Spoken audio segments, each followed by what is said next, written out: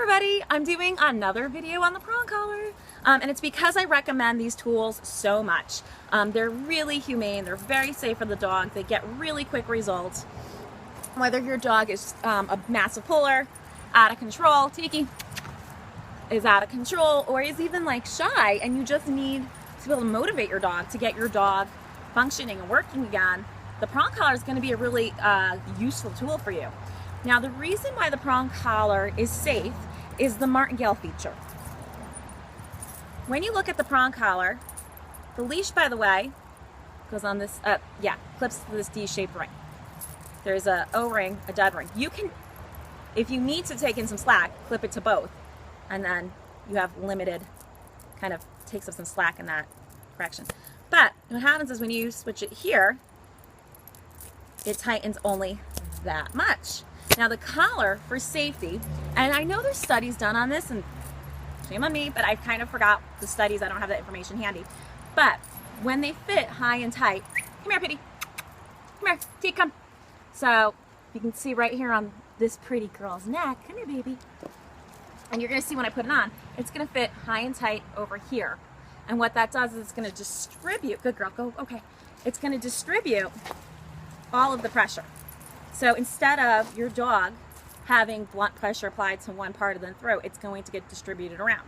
So if you're pulling this way on a flat collar or martingale collar, pressure is going to be applied here, this way, here. And most often the dog in front of us, right here, all that force against their delicate little trachea. So when this collar is nice and snug, the pressure gets distributed all the way around and you're not applying so much force to one part of your dog's neck. Now, it's metal and it looks a little menacing. It looks like these, by the way, are not sharp. They're not meant to be sharp. They're meant to be dull and rounded. You're not supposed to be stabbing your dog. They call them spiky collars because they look spiky. They shouldn't be sharp. It's not like you're jabbing this into your dog's flesh. That's not how they work. That's called abuse. And so I don't use these collars as an escalation of force. So like, for example, I'm not going, well, you know, he didn't respond to that correction on that martingale collar, so I'm going to use a collar that uses much more pressure and I can give him a harder correction. It's actually the opposite with these collars. So, and I know my clients have actually said this to me. So I know some of my clients are experiencing this, but they have a young dog or, you know, just an untrained dog on a martingale collar and they go to give it a correction to get its attention back on them or get it to stop pulling or jumping, and it's ineffective, and all it does is create frustration. It adds energy and excitement, and so in other words, you get more of the undesirable behavior. And then when you switch over to this, because that pressure gets distributed, and I use a gentle pressure release system, you're going from hard pops, for the most part, to a little bit of guidance with the leash. I will say, while I use this for a longer term management plan with a pressure release system, if other trainers use it so that they give a hard correction, right? The dog goes to the end of the leash, they let the dog hit the end of the leash, pops, the dog goes, oh boy, that hurt, that didn't feel good, and is much more aware of where the end of the leash is in the future. That will work. So if you put this leash on your dog, this collar on your dog, snip the leash to it, and dog takes off running and hits the end of the leash, your dog will probably be much more aware of where that leash runs out in the future.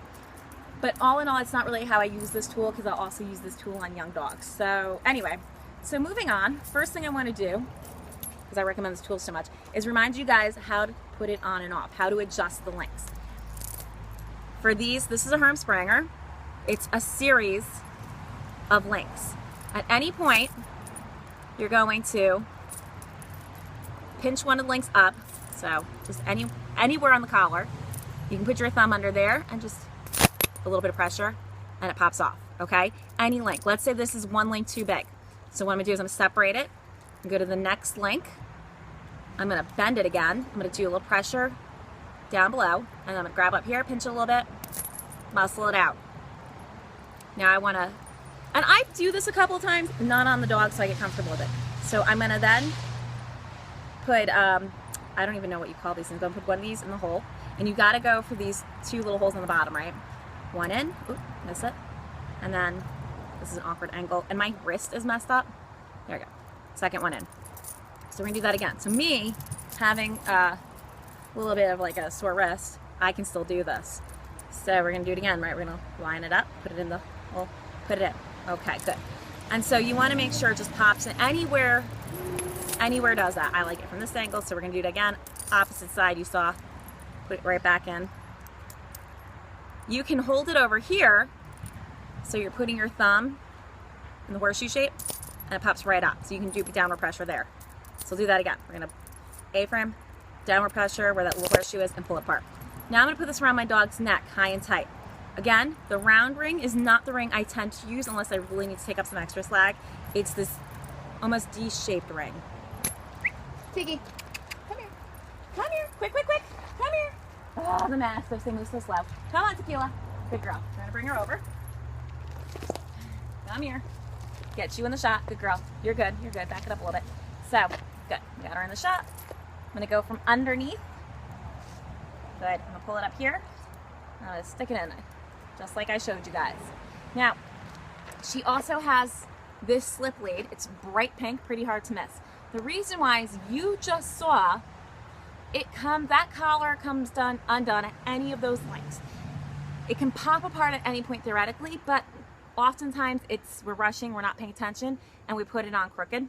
So what I see happen a lot is, especially newbies, don't go nowhere.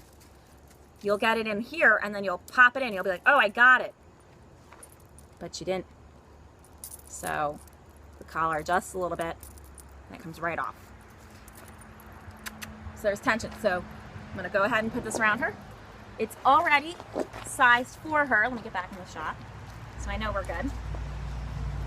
Then I'm gonna take her leash and I'm gonna attach the leash to her prong collar, the D-ring, and this bright pink slip lead that we have on her. So I know if that collar comes undone, I do not have a loose dog. So it's gonna go to both. I'm using the slip lead because it doesn't restrict the use of the prong collar. Good.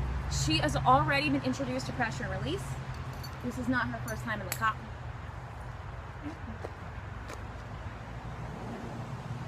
This is not her first time on this collar. Sorry about that, by the way.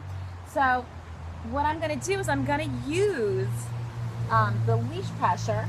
So watch, she can apply a little pressure. She's a little distracted, so a little bit more pressure. See if she gives into it. There we go.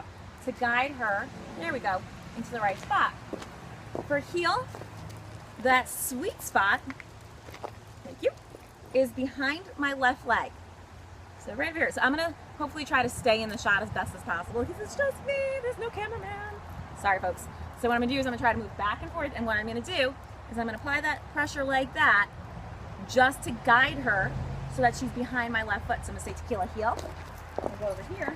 Wait, girl, you hear me say heel to move that position. Heel. So, oh, we're out of the screen, right? So right here, good.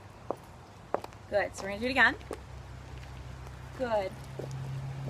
If I need to, heel, a little bit of pressure just like that. And I'll do that to guide her into the position when I stop. If I need to, a little bit of pressure, stop her. Good girl, good girl. Lots of praise, by the way, when your dog stops with you. So good girl, it's a great time to tell her how smart she is. Also, if she starts looking away, heel. Let's see if she'll do it again. We'll pretend she's looking away. There she goes, heel. Good, so you can use that much pressure to get her attention and get her back and get her paying attention. There we go. And it's great because I can also, what how do you put it? I can also sort of control what she's paying attention to. The leash is not wrapped around my hand. We're not going into battle, right? It's nice, it's loose, it's just long enough so it's not tight. I'm not holding her in place. See, this is wrong. Can you see this? This is wrong. It's a tight leash. You can tell it's tight because the prong collar is going up. That's correct. Completely loose. It's giving her a whole conversation between her and the leash of, oh, I'm doing the right thing. I'm in the right spot. Keep doing this because this is loose. This tells her she's making a mistake. All right. If you want your dog to ever walk on a nice loose leash without you requiring them to be there, you're going to make sure this is loose unless you're giving her a little bit of feedback. So for a nice tall dog like this, she's got like 2 inches of leash. She actually lags a little bit when we're walking, and she can be a little behind my left foot, just not in front of it, and not super far behind it. But it's short so that I can do really gentle wrist motions and just kind of guide her and tell her what I need. So a little bit of this, and it's either straight pressure or it's a little vibration. And that will let her know. It'll guide her here, it'll guide her there. It'll tell her what to do. And if I need to, I can give her a hard correction. I can really turn and pop her if I really needed to. But for the most part, I don't need to do this because I stay on top of the dog and I guide them into the right position and I tell them when they're doing the right thing. So this is, again, just to show you, this is just how to get the collar on the dog, how to use the pressure to guide him in position. Make sure you set yourself up for success by holding the leash nice and short. If the dog is in the sweet spot, so take your left hand out, straight out, and go like this. Right behind you, so straight out and right behind you. If your dog is here, you're good. If it's outside of straight out and behind you, your dog is in the wrong spot. Guide into position with leash pressure. Praise, lots of pets, lots of affection when they're there. Now I'm going to show you how to take it off. So we're going to switch back over to just the slip lead. I'm going to bend it up so I can pinch the part that I'm popping up. My thumb's on that horseshoe shape, a little bit of pressure, a little bit of resistance, and it comes right off. Hopefully, guys, this was helpful. Use your prong collar whenever you're walking your dog. Use it when you need a little edge in a training setup so you don't have to really tug and haul on your dog. And yeah, hopefully this was let me know. Give me some feedback in the comments. If you have any questions, let me know. Thanks.